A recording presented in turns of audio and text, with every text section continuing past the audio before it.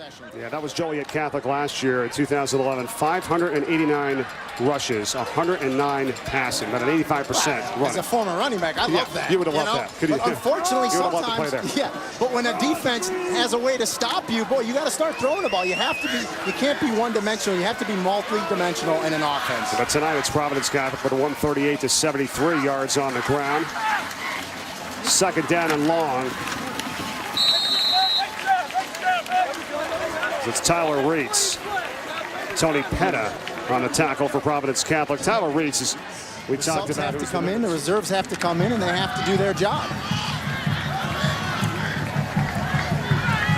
5 minutes, second quarter, 2nd and 5. Joliet Catholic in the brown and white.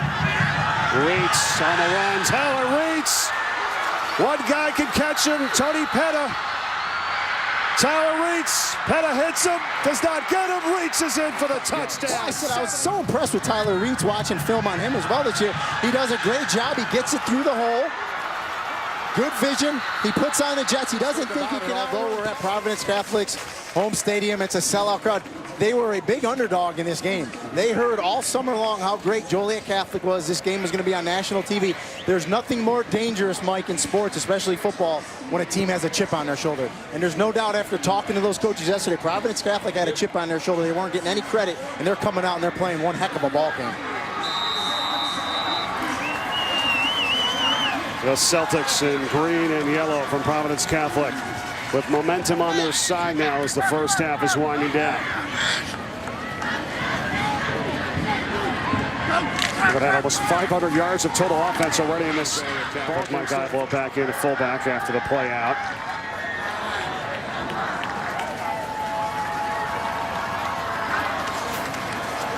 And he'll get it on second down. To midfield, brought down by Tony Petta for Providence Catholic in the green. Just what he wanted them to do. Absolutely. Second down for Joliet Catholic in white and brown.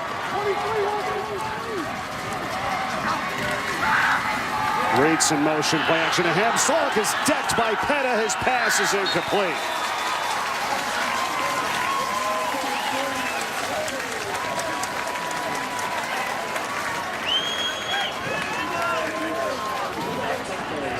Petta shaken up.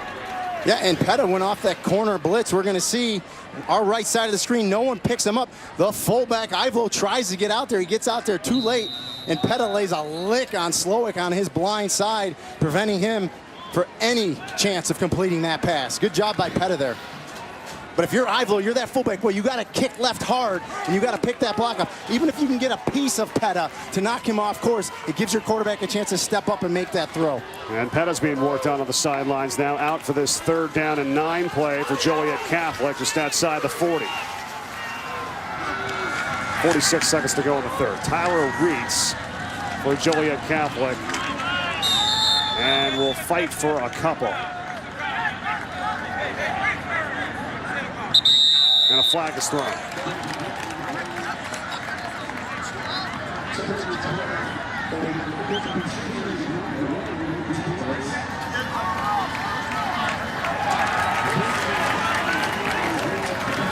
A personal foul called on Joliet Catholic, and that'll back them up. Well, I mean, that's what happens when you're a favorite in a game and you're losing by 10. You know, really almost the start of the 4th quarter, you start getting a little chippy.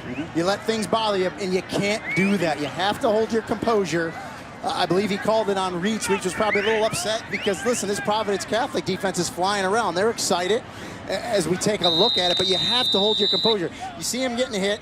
He's at the bottom of the pile, and I can tell you, you can see someone's pulling on his head a little bit. He took exception to it, gets up, and he pushes back.